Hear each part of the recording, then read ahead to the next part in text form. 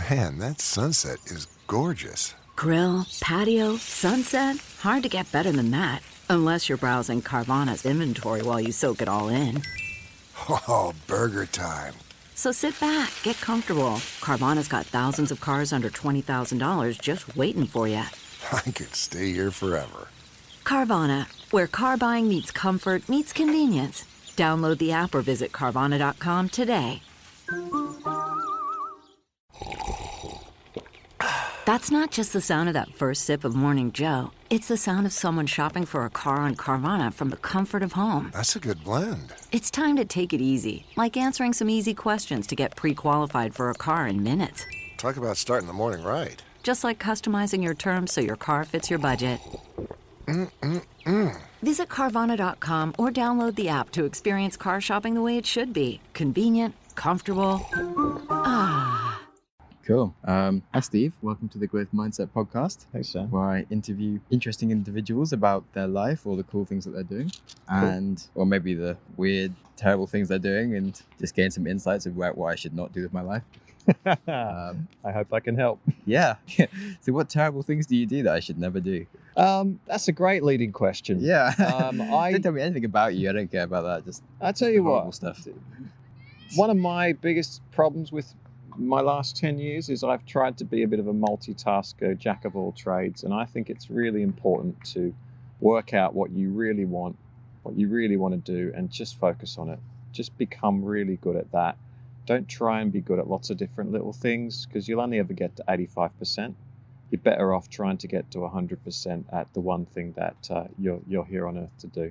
That's really useful because I'm concentrating on many, many things, and not so good at that. Well, it's good to be, open to learning different things, but I think that you can take it way too far. And, definitely. And this is just my personal story. Yeah. And all the time I've spent doing lots of little different things in the last 10 years, I could have been focusing on songwriting, being a brilliant songwriter, a better songwriter. Maybe I would be much further ahead now. Yeah, it's a hard one when you're young. It can be quite good to focus on quite a few things just to find what you really enjoy and work out what your focus is. Because maybe if you'd focused on just songwriting when you were sort of 16, you might have really enjoyed it, but you could have regretted the other things that you were missing out on. But now you realize that you wouldn't want to do those other things anyway. So perhaps you're more able to. Yeah, that's it's a hard true. one to gauge in hindsight. I might have been burnt out. I might have hit 25 and then I can't write anymore. Definitely. It's easy to look back now and be like, oh, if only I'd only songwritten since I was like 10, my life would be incredible. Yeah. But you've got to have these experiences. You've got to go on these journeys. A good friend of mine says you got to go to Brisbane to get to Melbourne. That's if you're in Sydney. So it's you've got to go the wrong way to get to where you really want to going is the message. And that's cool. And I like that. And it means that I'm older now. I'm 39, and I don't feel like I've really wasted time. I feel like I've got a lot of hope, because everything that has had to happen has happened, and it's brought me to the place now where I can realign my focus with a real sense of purpose and a real sense of knowing what I'm doing and why I'm doing it, as opposed to kind of like, oh, I really want to do this. Cool, that's awesome. That's a great start. Really better than like just terrible things about you. What terrible things, right? No, we don't have to say that just yet. We could actually also talk about who you are. Yeah. Might make a bit more sense for the listener rather than just crazy, erratic, odd conversations. Sure. I'm based in London. I'm a songwriter. My website is originalsongwriter.com. I've been making music since I was a teenager.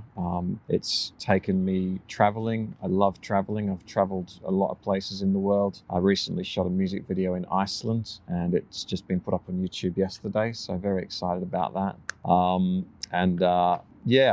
a lover of lyrics. I love love. I love life. I love progress. I love quality food, wine, experiences, holidays and travel, and I like to draw on my personal experiences in songwriting. Figuring like drawing a person. I was like, drawing on people's fun. Sorry, carry on. Yeah. Just interrupt you there. You're right.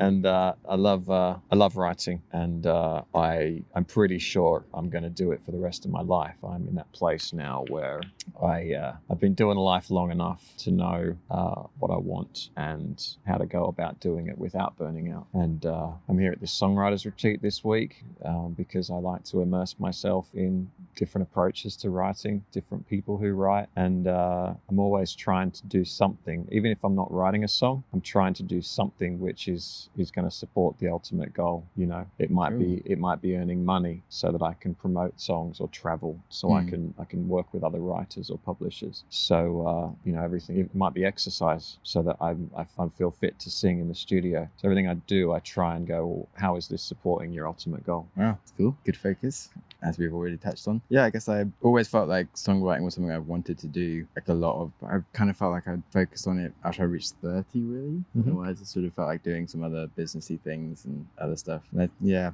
just didn't feel like it was something I could take seriously whilst young. Which is sort of odd because it's more of like the thing that people typically focus on when they're like 18, 20 and stuff. Yeah, I think I always thought that music, a lot of people they start out when they're a teenager because they want to pick up chicks, and they want to be on the road, and they want to be a rock star, and they want people to love them. They want attention. And I thought, well, maybe once you kind of settle down and have a wife and kids, then the appeal of being a musician kind of wears off, because you don't need to pick up.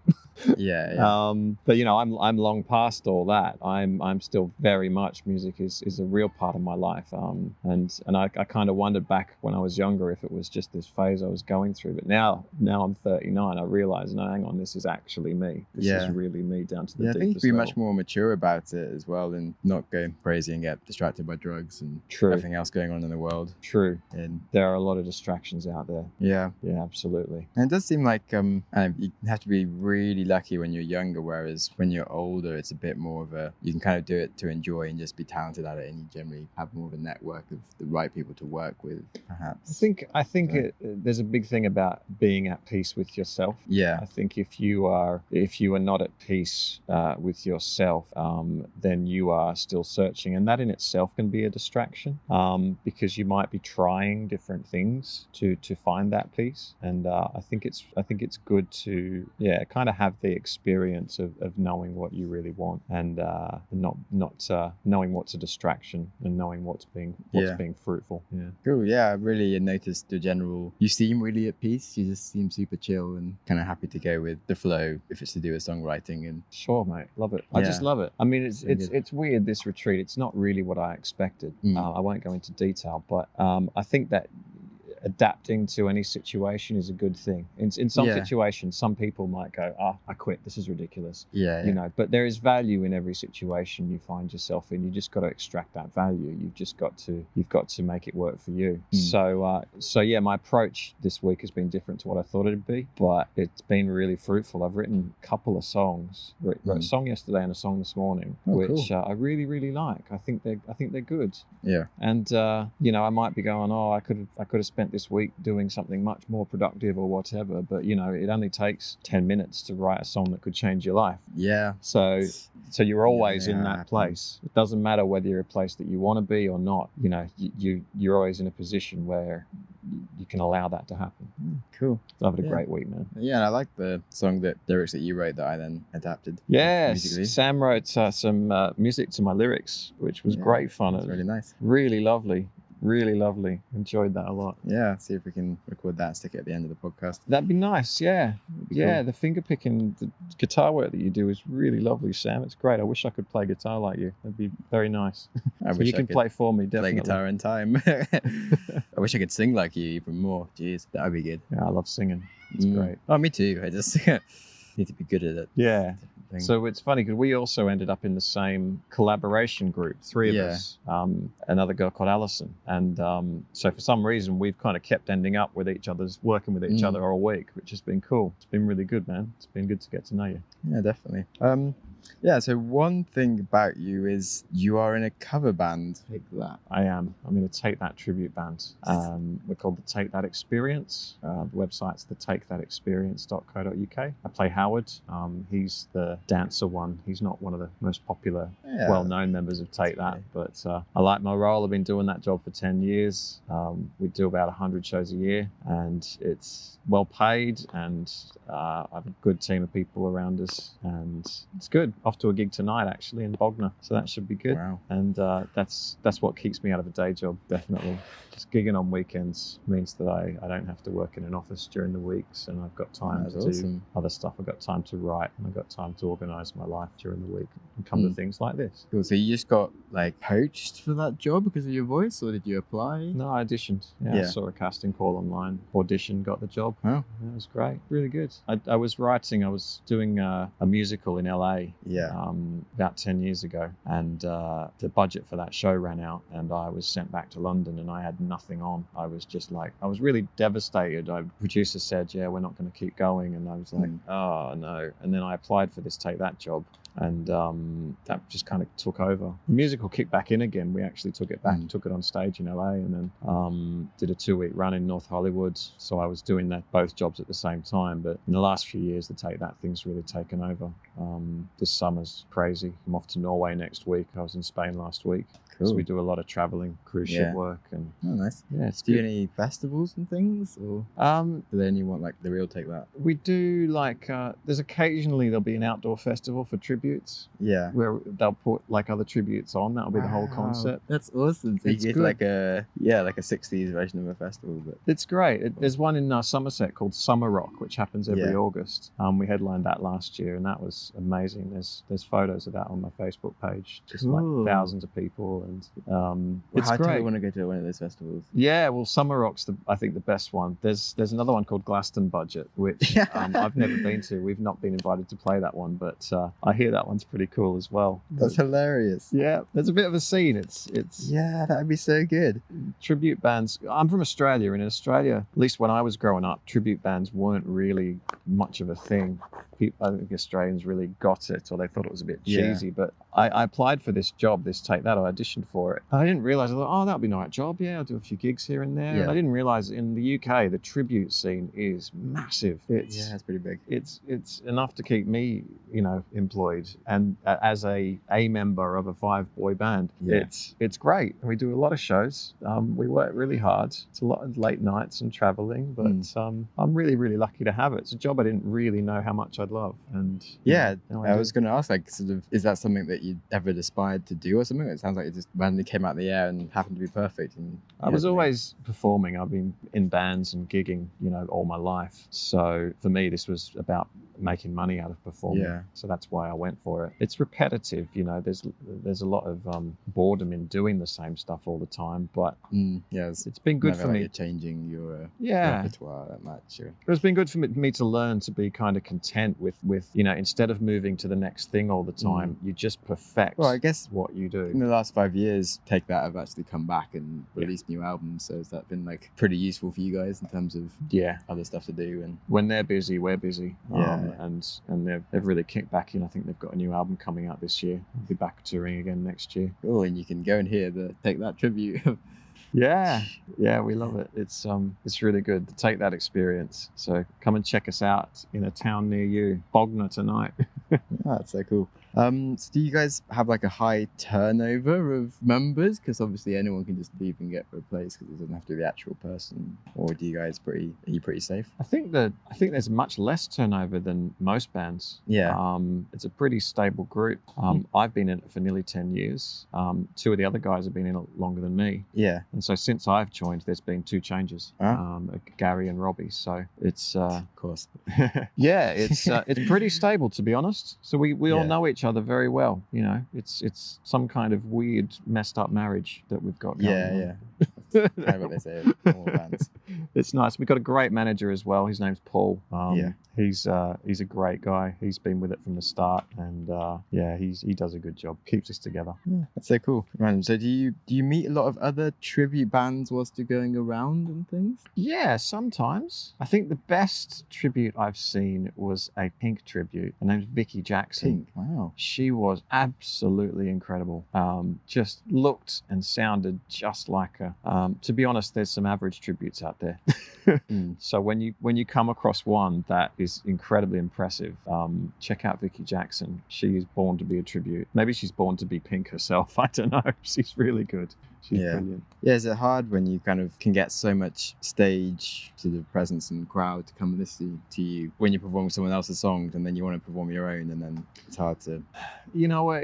I do. I performed to, I think last year, maybe 100,000 people. And I'm thinking, wouldn't it be so great if I could have this audience for my music? Yeah. But that's not what it's meant for. I mean, Yeah. I'm there to do a job. I'm there to give people a take that experience. You know, that's what I'm paid to do. Yeah. So that has to be the focus. That has to be the reason. You know, there might be a little bit of crossover. Like some people who've seen me at shows and follow me, they follow my original music as well, which is fantastic. So there's a certain platform for my own music, but I would never try and make myself the center of attention over and above what I'm there to do, because it wouldn't work. It's not meant to be that way. So I've got my own creative original music, which I keep running separately, and where they have the chance to cross over, great. But it's not my agenda to kind of force that upon boy band fans.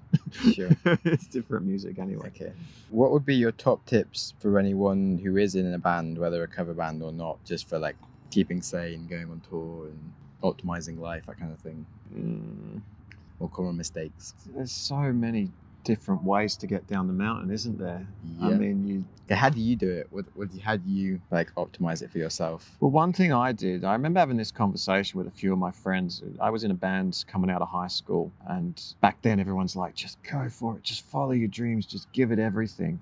And some people did, and some people didn't. Yeah. And I was one of the people that kind of didn't. I half did it. So the people that did, you know, a lot of them kind of ran out of money and ran out of steam, and that was a bit sad. But I kept both going. I went to uni. I got skills. I got a business degree. I started working in finance. So that gave me that kind of comfort buffer against requiring my music to feed me and for its success. And that worked for me. It really did. And now I haven't worked a normal job. I've been doing just music really since 2008.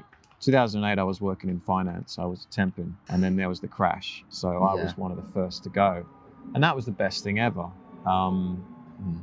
Since then, I wrote songs. I got into music. I wrote the musical. I got into the Take That tribute, and then I just started rebuilding my own solo career. So had the GFC not happened, I'd probably still be a city boy in an office in a tower somewhere, not doing what I'm meant to be doing. Yeah. So for me, it worked for me to get the skills, the business skills, because that gave me a buffer, and it's kept me going. And I'm glad that I don't have that pressure now that, you know, every song's got to make me my rent this week. Yeah. Yeah, that's me. But if Taylor Swift took my approach, she'd be a half not successful. Yeah, so for her, true. it's like, right, just do it, just go for your thing. So, you know, don't take my advice, take it with a pinch of salt, because it's not for everyone, you know. Sure. Okay, but what about like day to day? What do you do? As in, do you always make sure you have the same thing for breakfast, or do you always work out, or what kind of like tips do you have for Day-to-day keeping yourself rituals? sane? Yeah. I think compared to most people, I have a very varied life. I sleep in different beds all the time, because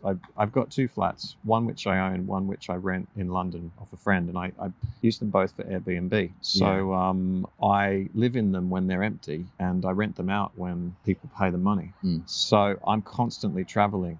Like I say, I'm in Spain last week, Norway next week. I don't really get into many rituals except for living out of a suitcase. So I suppose that's the best ritual I can imagine, is living out of a suitcase. I'm constantly on the roads, and I suppose that actually keeps me healthy. Yeah. Because when I have like a 6-week block where I'm living in the same flat or something like that, I feel like I start to get a little bit habitual, lazy. I start to eat more. You know, it's like the paradox of choice. It's like having so much at your hand. It's being on your own schedule means, oh, okay, right, I'm going to eat now. All right, I'm going to eat now. But when I've got places to be, places to go, it disrupts your normal patterns. And I like that, because for me, a normal pattern is excess. It's consumption. Yeah. And I feel like whenever I don't have time for breakfast, or I don't have time for lunch, that's a good thing. Mm. You know, skip a meal here and there. It snaps you out of that consistency. So that works for me from a health point of view. Yeah, definitely. You look very healthy you look quite young for 39. I was kind of surprised when you said. Thanks, man. That's a good thing to hear. Yeah. I don't exercise much. I used to exercise more. But again, when you're traveling, because, you know, you burn calories when you sleep. Yeah. So when you carry your suitcase around, when you get on a plane, you know, when you get in a car, you go to a gig, you set up, you pack down, you know, you're burning a shitload of calories every day. So exercise kind of happens inherently as long as you're not just in the same place. So I think travel is kind of like my exercise. And then when we get on the cruise ships, I like to go to the gym and get on the treadmill a bit. Cool. Do you do any long stints on cruise ships, or do you kind of jump between them when you're on them? We jump between. We do maximum 1 week per ship, which is good because you kind of want to get off after a week. Living on a cruise ship would be difficult. Yeah, my second cousin, she's been doing working on cruise, like the Disney cruise ships, but she does like a 6-month stint on the same one. And I don't know, it sounds kind of amazing, but also kind of horrible all at once. I feel. I can't tell. I think it's good. It's a good thing to do for a season, you know. You travel the world, you meet lots of cool people, but as a lifestyle, I would find it really hard. Yeah. Cool. Yeah, that was interesting. What would you say is your favorite Take That song? From a songwriting perspective or performing it? Both.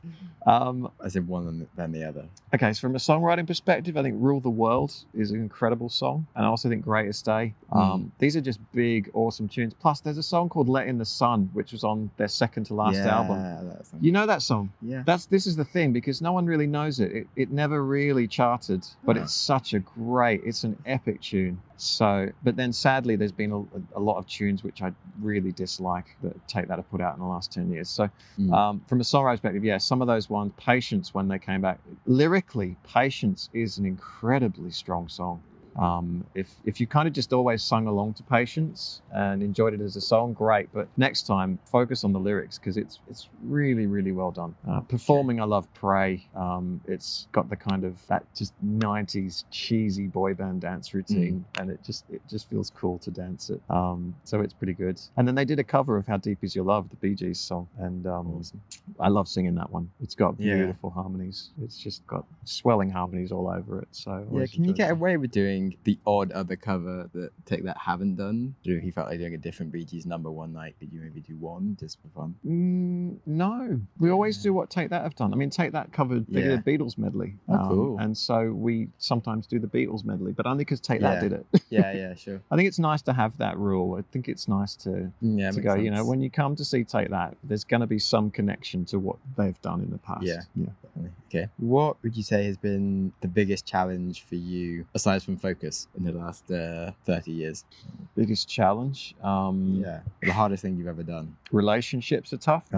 It's not a very settled lifestyle. So that's been a challenge. That's been something that's very difficult to master. Yeah, I found that really difficult when I'm constantly traveling and sort of living out a suitcase for a year. It's sort of kind of, you start things like off like a spark, but then you kind of, it's not enough to sort of say, oh, okay, well, I'm just going to come and move in with you, or otherwise it's bye. So so you're kind of like stuck in between of. It's not conducive to the typical relationship.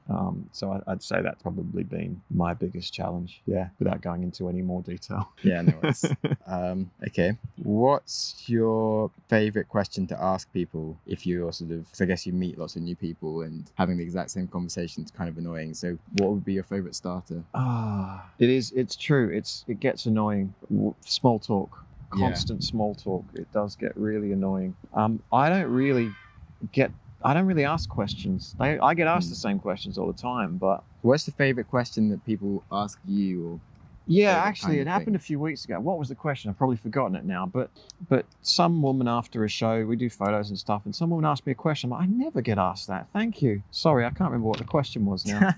But it's nice. It's not. It would be nice to. It would be nice just to see someone that you've never spoken to before. Just sit down and just get straight to it. You know, What? Tell me what your struggles are. Tell me what's interesting about you. Tell me what your life is all about. It's kind of what I get to do on the podcast. It's really nice. So even if I've never met someone, I can go like super nosy straight away. I like that. Maybe I should do a podcast, or I should. I bet you meet loads of cool people whilst you're traveling. Yeah, just asking. I think asking deep questions to Yeah. strangers doesn't Yeah, it's quite usually fun. work, but in the right forum, it does. So yeah. Yeah, well, it was interesting earlier just to sort of talk about Bitcoin. Okay. Yeah, we've been chatting crypto, haven't we? Yeah. Yeah. Cool. I like talking politics. Actually, Really? if somebody starts me on religion or politics, I'm straight into it. I'm like, right, let's have a nice long chat about this. Okay, well, maybe we don't have long for a time for a really long chat about politics. But what's your big thing right now then? Trump, Brexit, GDPR. I think it's really good to be quite open. I don't like to identify myself as a lefty, a right, a conservative, a Yeah, I read a Republican. really good article about that recently. It's kind of like supporting like a football team when actually 5 years later there's no one in the football team that's the same people anyway. I So like why that. do you support that? And same with like politics, like they represent completely different set of views and opinions. So 5 years later and there's different people doing different things. Like why do you just hang on to like the brand of this party just because it's kind of what you associated with? And the actual substance of that party, Yeah. unless you're in the inner circle, it's very difficult to work out. Here's the big problem with politics, is the media. And the big problem with the media is they feed the appetite of the consumer, people like you and me. So basically, if our appetite is for clickbait, if our appetite is for a headline, the media are going to feed us that. And our appetite should be for things of much more substance. Yeah. Because when we educate ourselves, when we become knowledgeable about the real issues, about what goes on behind the scenes, we're not going to feed the media with these clicks, these meaningless clicks, which are a distraction. And I think that everyone should do their best to be educated about politics, because frankly, it's so important to understand so that you can speak with authority on politics, and you can vote with authority on politics. Voting because you've been just hearing things from a certain source a certain way is a great way to help your country go down the wrong path. Yeah. So I'm a big fan of politics. It's like sport. It's like football. Okay, so I'm Australian. I was never into English football, and then eventually you live in England and you just get exposed to it. You see it on TV a bit. You read it in the papers. Friends talk about it, and all of a sudden you start to understand. You get into it, and you watch a game. And you're like, oh, this is good. And then you watch a few more games, and then you hit this tipping point where you're like, I love this, and you really get into it. And I became a Crystal Palace fan, and I love Crystal. I love watching Palace, and that went from a place of being nothing. A lot of people are in that place with politics where they just like, oh, whatever, I don't get it. If you actually try, you might learn a few things, and then you might reach this point where it starts to fascinate you, and you've got to turn on the news at 6 o'clock because you know what happens today, and you've got to see what Michael Gove's talking about, and that makes the world a much more interesting place, because there's so much politics out there, not just British, but globally. Politics is fascinating. It's an absolute treasure trove of tactics, of opinions being pushed and agendas being pushed, and people falling for the tricks that these politicians employ. If you look up the definition of the word politics, I think I haven't done it for a while, but when I did, it was something like it's all about making yourself look good at the expense of someone else. That's the fundamental nature of politics. Yeah. And when you understand that, and then you see why certain politicians say and do the things they do, you start to see what their agenda is, and you start to see through the bullshit. And I love it. I love politics, and I love kind of that sociology, religion stuff. Like I said, we could talk about it forever.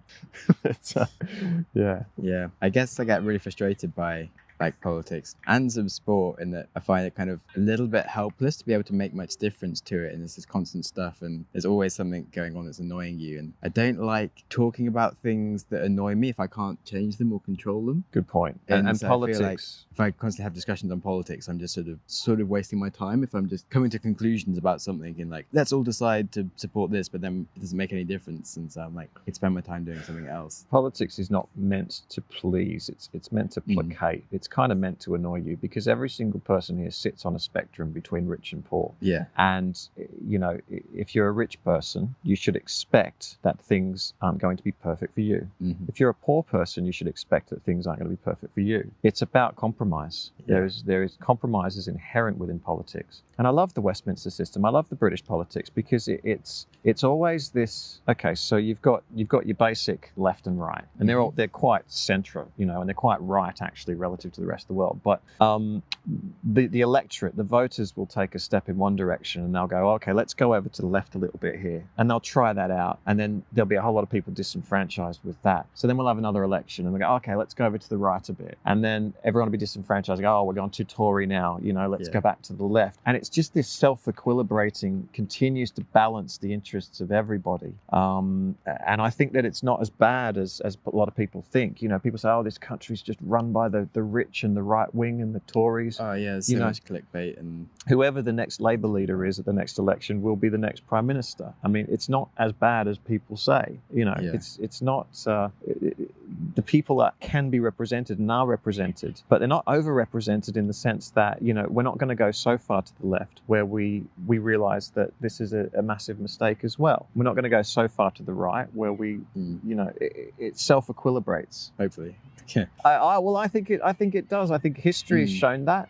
And I think America, look at Trump, America's going quite far to the right. Yeah. If you take a big jump to the right, then it'll just be another big jump back to the left when you get there. Yeah. But it works. And I think this is why I love talking politics, because I actually value the system. We British people are so prone to complaining. But I tell you what, if you were involved in a proper a country where there was huge amounts of corruption, like nothing we ever know, then you've got the right to complain. Those situations are really screwed up. So I like to see the good in politics. Yeah. Okay, cool. What's the strongest memory you have from childhood?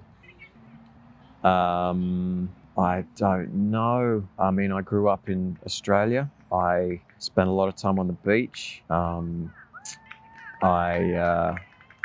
School. I went to a Christian school.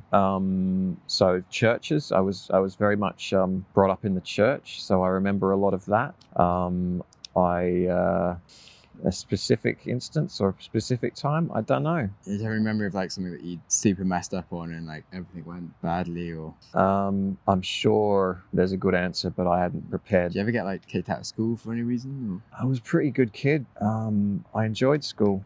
I liked to study and I liked to work, and I think I embarrassed myself a few times. I think naturally when I was younger, I was known as a bit of an egoist. I was a bit egotistical. So I think I embarrassed myself quite a lot by, especially in front of girls. So there's a few instances, I suppose, but... we could go for an embarrassing girl story. Oh, look, nothing really haunts me.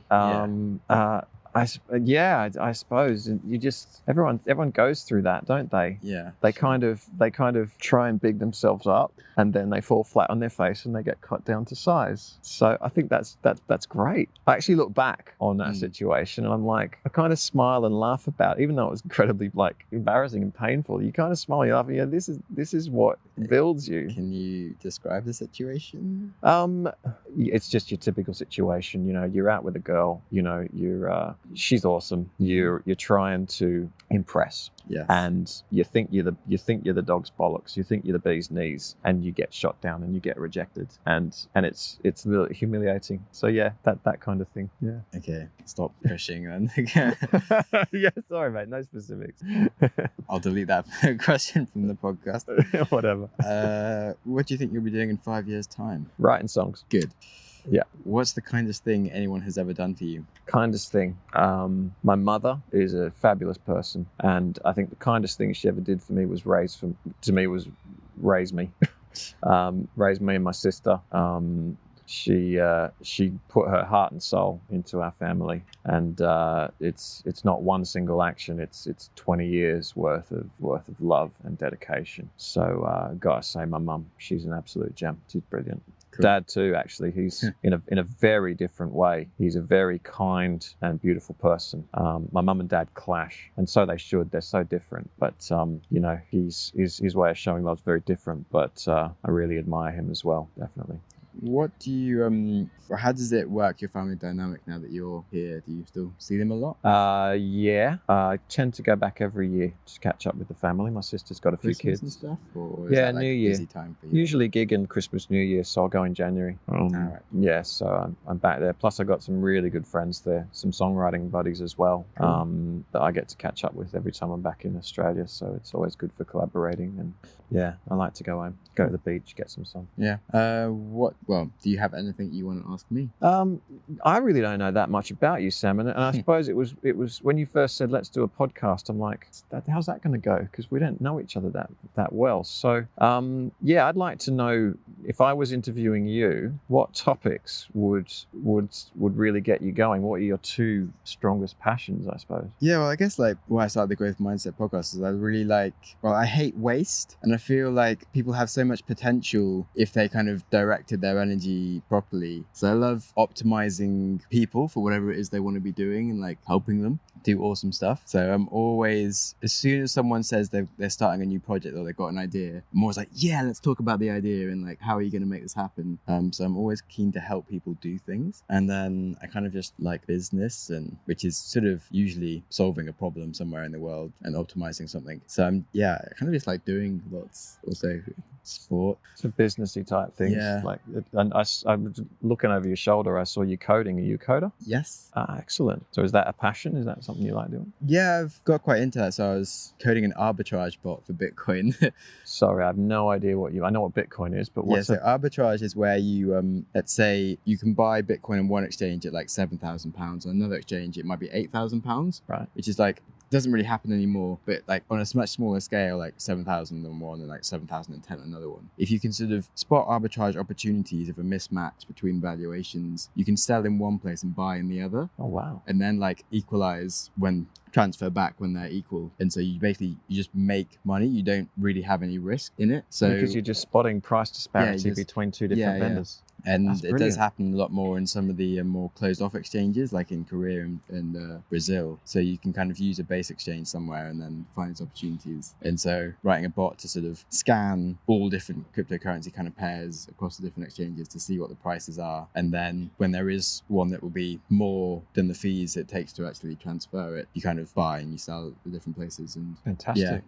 it kind of should be a money making machine, but who knows? It's obviously kind of complex. Absolutely. That's fascinating, mate. So I imagine that you've been, in order to do stuff like that, you're probably quite good at coding. I wouldn't say I'm amazing at coding. I learned to code like 2 years ago, and then I've been really good at 1 year and a half. I don't know, not that long, but I've been very good at like talking about what I'm doing, and people be like, "Oh my god, you're great. We'll give you a job." And I've been like, "I'm not good enough for this," but I kind of get someone else that is. And so I've basically been having really good people do all my work for me. Outsourcing. For the past sort of year and a half, and so it's been nice to actually do a project myself, which I've been doing with this bot. Because I need to do a few things kind of and actually take ownership of them a bit more, rather than it getting hard and being like, "Oh, someone else can do it," and I kind of vaguely understand most of what's going on, but then Fascinating stuff. yeah. Fascinating stuff. I'm a little bit jealous. I think that being able to code would be something incredibly useful for now and the future. Yeah, But it's one of those. I got a bit of FOMO like a few years ago. I was kind of like, okay, I really just have to like suck it and do this, and know that I'm gonna sort of be terrible for 6 months, and that I'm not gonna make any money doing it, but just learn. Just do it. You won't regret it, and I'm sure you're not. Exactly. That's the thing. Yeah, I think that I get that. When I went to school, we weren't taught how to touch type. Right. So when I was 26, I enrolled myself in a touch typing course because I'm like, I'm gonna need to be typing for the rest of my life, and it was a really smart thing to do. Yeah, it's a much more important skill than learning to code right now. As in, it takes forever if you're typing otherwise. I think maybe in a few years' time, voice to speech could be so good that actually people don't need to learn to type or interact with computers. Good point. But if you spend any amount of your time at work doing emails and anything, then touch typing is such like a life hack. It's great. Because It saved me countless hours being able to type. But yeah, voice is getting really good. So, but yeah, I mean, I got onto an online course for JavaScript maybe 2 years ago, and I lasted maybe 2 hours, and I thought, okay, I could do this, I could keep doing this, but Where I am in my life right now, it's not about expanding. Yeah. It's about tuning in. Contracting, yeah, definitely. And you know, if you want to delve into the rabbit hole that is JavaScript and coding and all these different languages, then it is very hard to focus now because there's all these different cool things I want to do, like projects on sort of machine learning and cryptocurrency and things, and then there's so many people offering you jobs to do them as well, and so you can get paid to do like 5 different million things, all of which you'd quite enjoy doing, and it's just sort of trying to like filter out the noise of like, okay, actually what are my priorities in life right now? Okay, I think I need to do the podcast, I'm gonna have to stick to that, but like everywhere else I'm just being drawn in like a million directions, and you're like, this is the way that the world works. Yeah. This is the way that Facebook works. The news feed, it goes this. Click here, click here, click here. This is nature in itself. This is the way that it is, and it's up to us as tuned in people to shut out our distractions. To recognize what's going on and absolutely be mindful of these things. I've got to give a plug to my friend Jordan. He's Jordan Brown. I went to school with him. He created a feature documentary called "Stare Into the Lights, My Pretties," and it's about the way that Facebook, Google, these massive companies are using data to sell our future to ourselves. This is actually a concept which was quite new 5 years ago, but these days, you know, with Cambridge Analytica and the Trump campaign and all that, people are becoming very much aware of it now. But then it goes a little bit deeper, and it talks about the addictive qualities of social media. And it's a fabulously produced documentary. That sounds really interesting. So yeah, just Google "Stare Into the Lights, My Pretties" by Jordan Brown and watch that documentary. Now, because he's obviously written a documentary about how damaging social networking is, he hasn't been able to promote it on social networks, or he's chosen not to. So the only way that word gets out about how great this product is not by sharing it on Facebook. It's by me plugging it. And cool. Well, yeah, I mean, if I can get a hold of him, I'd love to have him on the podcast maybe. Oh, mate, I'll introduce you guys. He's a fascinating individual. He actually produced a couple of my songs years ago. He's a great musician as well. But this is an issue that I'm all for it. What he says about social is so true. But if I want to get a publishing deal, the first question these publishers ask me is, what do your social networks look like? Or they want to see your likes, your shares, your follows, and all that. So I'm trying to work out how to play the game without, being in it, but not of it. And I think that it's really hard. It is really hard. I think what Jordan's done, it's created something so fantastic that I think if it was on social, it would be shared far and wide. But it's a principle for him. It's like, I just won't go there. Yeah. And I really admire that. And I had this thought, maybe I'd do that as a musician. I just wouldn't play the social game. But I've said, well, I think I'm going to work out a way in of stealth mode, sort of. Yeah, and I think there might be brilliant artists out there who are not active on social, who they deserve exposure. But bless them for not really falling for the trap of social, because it's changing the way our brains work. Yeah, it's definitely messing stuff up. Yeah, absolutely. It's stopping us from getting ourselves involved in deep thinking, and we are multitasking more. Reading a headline and be like, okay, cool, I know everything. I'll move on to the next place. I find it harder to read books since I started using Facebook. I find it harder to engage with a big long book, and I've realized it. It's actually happened. Yeah. And that's not a good thing. Yeah, I found audiobooks quite good as well. Yeah. Especially when you're traveling a lot. So you can stick an audiobook on in all the in-between moments whilst you're in the airport, whenever you can't really concentrate or do anything. But actually you can get through quite a few books and listen to some really interesting stuff. So I read the Hans Rosling book called Factfulness, which I think you'd really like. It's all about the world around us and politics, and the fact that clickbait and news makes us completely have the wrong view of what's going on in the world. So you ask people, they talk about sort of the poverty, people they don't have any education or condoms or anything, and actually 90% of people can read and write kind of things, and people just have no idea about the statistics and what's going on in the world. And it's a really good book. It just opens your eyes to what is actually happening and how good so many things are. And but I was able to do that with audio, just filling my spare moments of time. Awesome. Which is cool in many ways, but also it's kind of a bit worrying that I have to fill all my spare moments of time. Maybe I should be more just chilled out and be able to just have moments of nothing, and that's also where you have more of your creation. So yeah, confusing 2 recommendations of fill all your moments with books and fill your moments with doing nothing, meditation there. Yeah, recommendation from actually, Sam, that's my second question to you, if you Yeah. don't mind. We touched a little bit about these meditation type retreats that you did, which sounded fascinating, because I think we are involved in a world where there is so much noise. Yeah. Okay, I'm not Buddhist. I'm not really into Eastern religions. I'm not into them, but I'm not into them. Yeah. But the principles of shutting out the noise, I think, is absolutely fantastic. So tell me what that taught you going away. You were silent for a month, right? No, 10 days. 10 days. Which is quite a long time. So many things. It was one of those, the first few days were really hard, and especially because you didn't feel like you were learning a lot. But after like the third day, like every day you'd have like something really profound, and you'd be like, I've got it. I understand the world. The rest of this course, I'll just be like getting better at this thing. And then like the next day you'll have something else, and you're like, whoa. Wow. Everything's been redefined.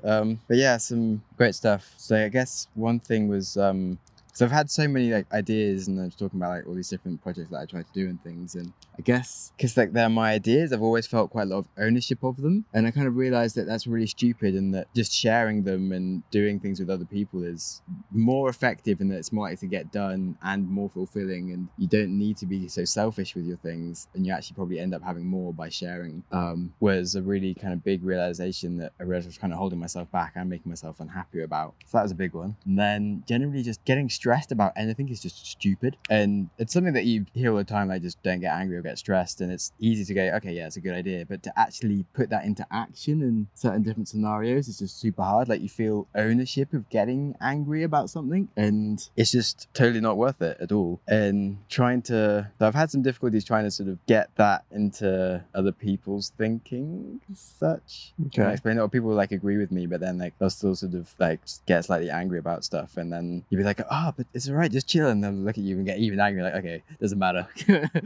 I get it. I think that it's very, once you understand that you can control the way you feel. You kind of realize how much you're damaging yourself when you are you getting let angry, yourself and others be around angry, you. or you respond in certain ways. And I like, like that. your friends, why do you want to be angry to your friend and drive them away and be mean when there's no need and stuff? I was trying to think of some good examples I thought of. Like, I think I'd had this great day, and like some guy we're only given, like, I really like eating fruit, and each evening we were only allowed like one piece of fruit, and like we didn't actually get like a dinner or anything. Okay. And I turned up a bit late because didn't really feel like bothering to queue or anything, and like some guy had like 2 pieces of fruit. I was like, oh cool, there's lots of fruit today, and everyone else had 1, and I got there was no fruit left, and I was like, right, that's a bit rude. But actually I was like, oh well, you know what, I can be happy for this guy. He looks like my flatmate's super hungry and like needs to eat like twice as many bananas as I ever do. Yeah, maybe he's having a good time. Yeah, screw it. Walked out and was like, it's a sunny day, I'm having a nice time on my meditation camp. Yeah. And so I was like, yeah, cool, I've solved this problem. And then like in the middle of the night I was having this dream where I was with my flatmate that I just been thinking about, and then he like, you know, I said how much I hate waste. He'd been burning the beans on like this crazy huge gas like fire, and like I hate waste of fire, and because I'm an environmentalist and stuff, and like the pan was like ruined and like burnt to crap, and like the toast was all burnt. I had to throw everything away, and like I was just like,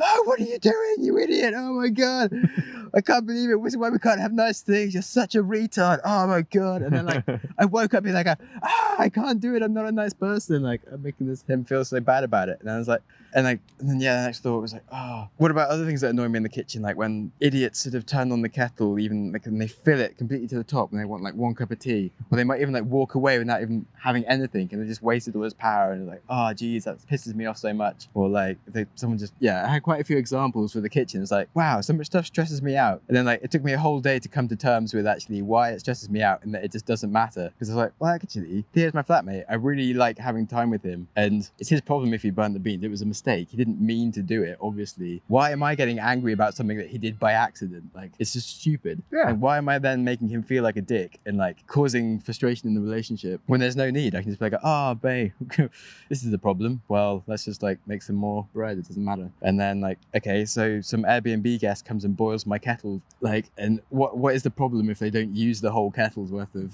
thing? as in so many people retardedly fill kettles to too much, and like it happens across the whole world every single second, and I don't spend every single second of the day having a crisis. That's right. But when one kettle in my kitchen does that, I have a crisis and I get pissed off at the person that I'm spending time with. Yeah. Why? It is so ridiculous. It's like, it makes no sense at all. And if anything, I should be grateful because I have a green energy tariff that's unlimited. So at least like it's going to green energy rather than somewhere else. And it's my chance to explain to them the law of thermodynamics and how much energy they're wasting and potentially to save some things, as in they were doing it before. So instead of getting pissed off, I can actually be grateful for the opportunity to be like a good person about it. And it's your choice. The thing is, exactly. you can say, yeah, I'm out of control of the situation. You're actually not. Yeah. Because all you're doing is looking at it from a different angle and Definitely. choosing to respond in a different way. Yeah. So I think that was like, the key from meditation was to sort of to not be so much in like just your focused, closed view of the world, and to be much more open-minded about like everyone's view and everyone's angle. So yeah, there's a good example, I think, analogy of if you ask someone to draw an elephant, but you only give them like a keyhole to look through, you'll get like someone will draw a tail, someone will draw like a toe, and then if you stick it together, you have no idea what an elephant really looks like. And that's like what you get when you only look from your perspectives directly. But if you sort of open up what you see, you can actually see the whole elephant for what it really is. Yeah. Which is like whatever the problem is you're addressing. If you think of that as the elephant, if you only think of your view, you're only ever going to get like a very weird opinion of it. Yeah. So I think I'm going to have to do a whole podcast about definitely. You've not done one on the meditation? No. You're kidding me, mate. That's fascinating stuff. It's on the roadmap, don't worry. Definitely, mate. Definitely. I've had a busy year. Yeah. That's good to be busy. Cool. But anyway, we are pretty much out of time. Great. One thing I do ask people to do you have any favorite books? There's a book called The War of Art by Stephen Pressfield, which is a fabulous book. It's the first one that comes to mind. Okay, cool. It's really good for creatives.